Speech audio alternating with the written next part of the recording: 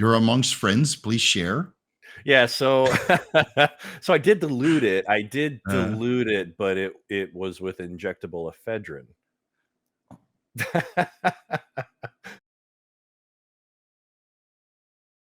But yeah, I mean, if he got consistent doing like daily videos, Yeah. for sure his website would. He's got a great personality. I think he could really go far, you know? Yeah, for sure. Unlike somebody I know.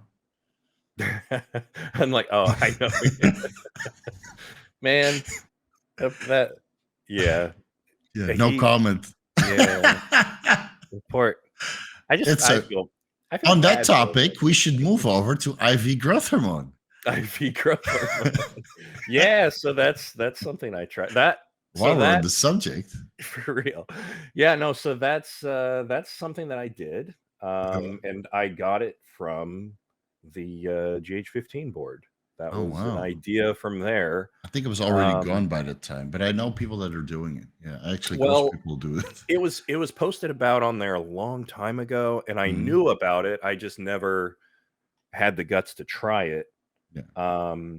But like the claim was that like, oh gosh, so I was trying to go on the GH forum before we started so I could try to find it. Oh, okay, yeah.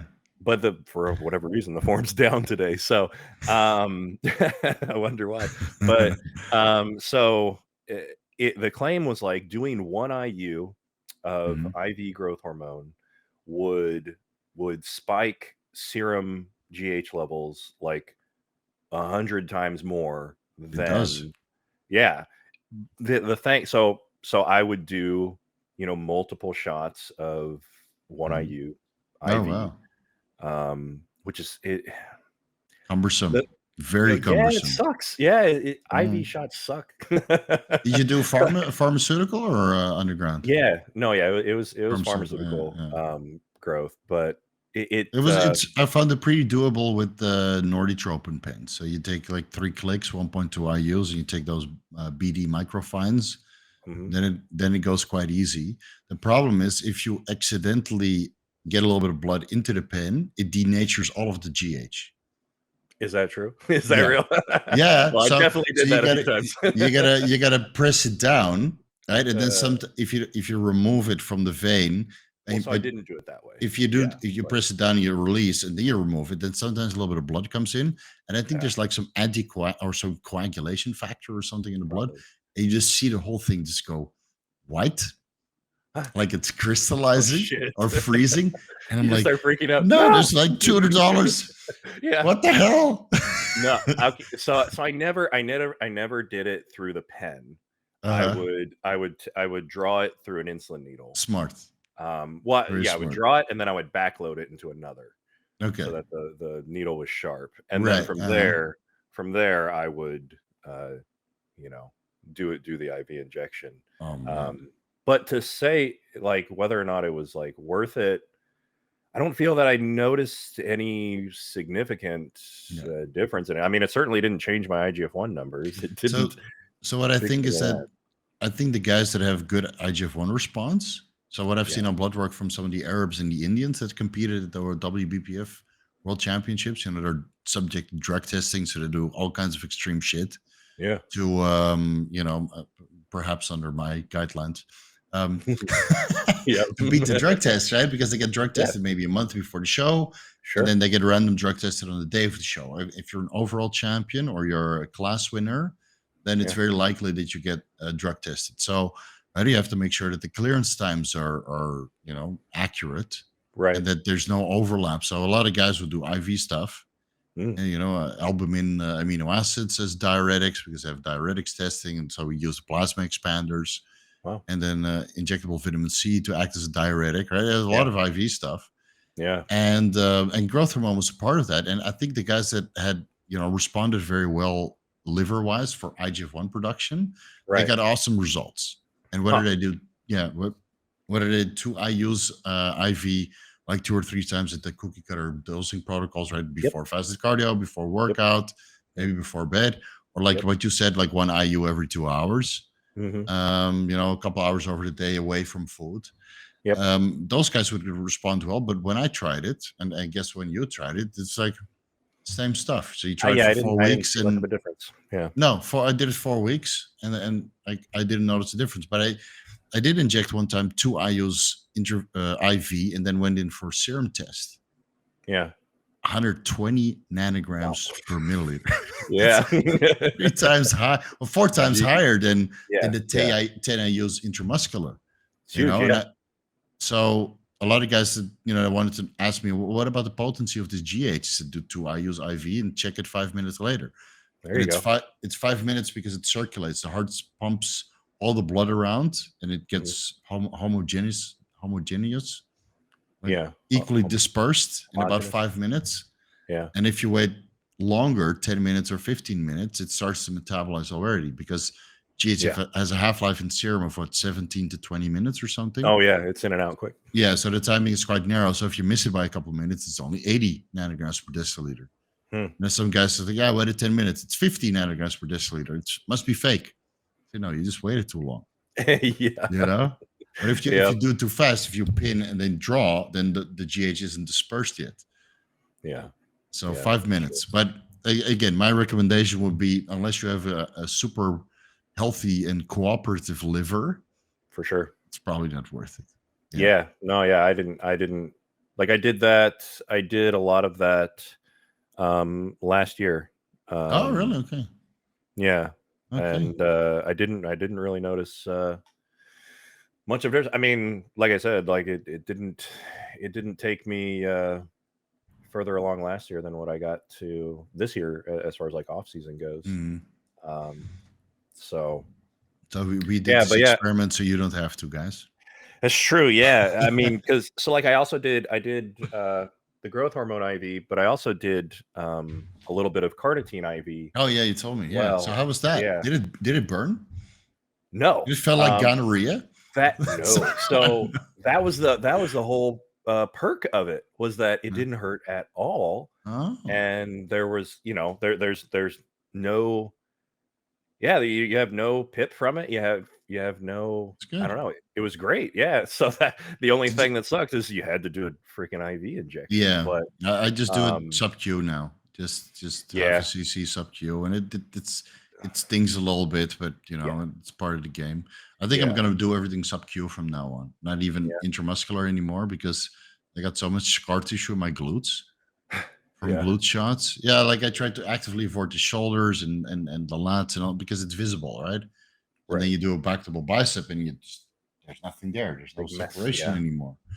So I've been doing glutes mostly, and now there's so much scar tissue in there, and I need so much treatment on it that I just realized that, I got knee pain and hip pain from all these glute shots.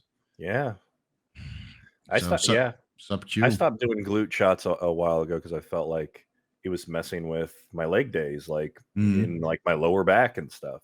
Right. It was very tight, right? Especially if you go high volume, For sure. Yeah. Yeah. So what about the IV carnitine? Do you feel that's a worthy route to go, or is it?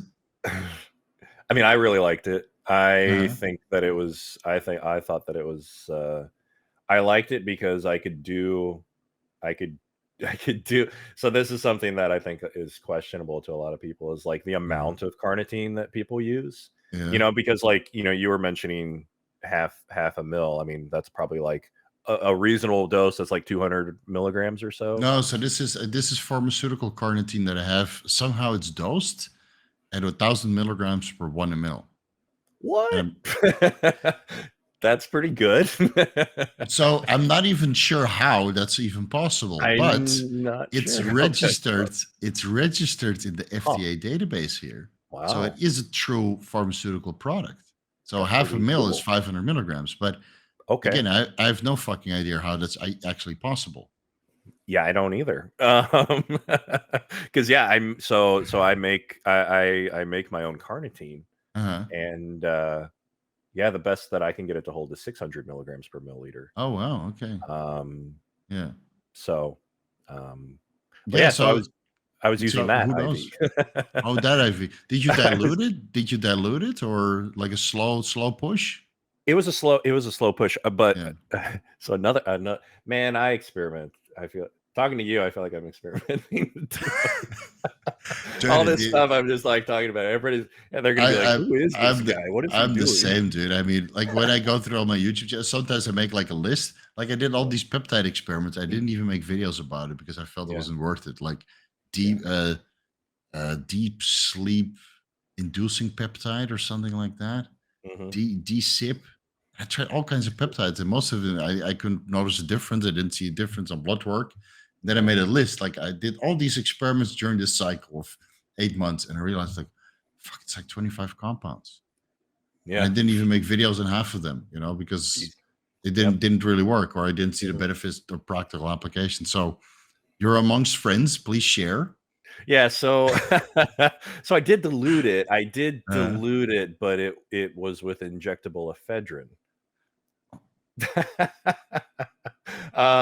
Which okay, was okay. which was That's another pretty awesome, was that that's more pretty than good. 10? Was that more than 10 milligrams? I was doing, I would do 25 milligrams because like a vial, well, Holy 1 sh- mil was 50.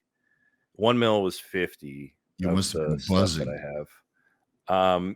I mean, it wasn't it I would take it pre-workout, Yeah, and, okay. Yeah.